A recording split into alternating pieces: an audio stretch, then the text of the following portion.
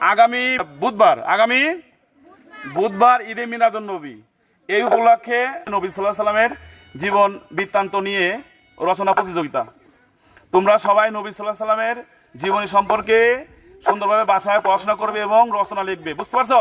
6 থেকে 7 পর্যন্ত এক গ্রুপ, আর 8, 9, 10 এক গ্রুপ। এই দুই গ্রুপের মধ্যে আমরা প্রতিযোগিতা নেব কিসের উপরে?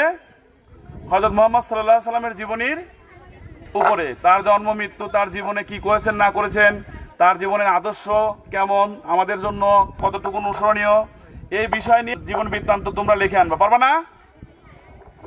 এবং পুরস্কার আছে, কিন্তু দুই গ্রুপের কি আছে, ফার্স্ট সেকেন্ড থার্ড পুরস্কার আছে। ঠিক আছে? আর লিখে এনে কিন্তু এটা বলতে হবে, মুখ দিয়ে বলতে হবে, খালি লিখে আনলেই হবে না। বাড়িতে প্র্যাকটিস করে ভালো হবে, যে যত সুন্দরভাবে বলতে পারবে। যদি কেউ না দেখে বলতে পারে তাহলে তার জন্য আরো বেশি ভালো। বুঝতে পারছো?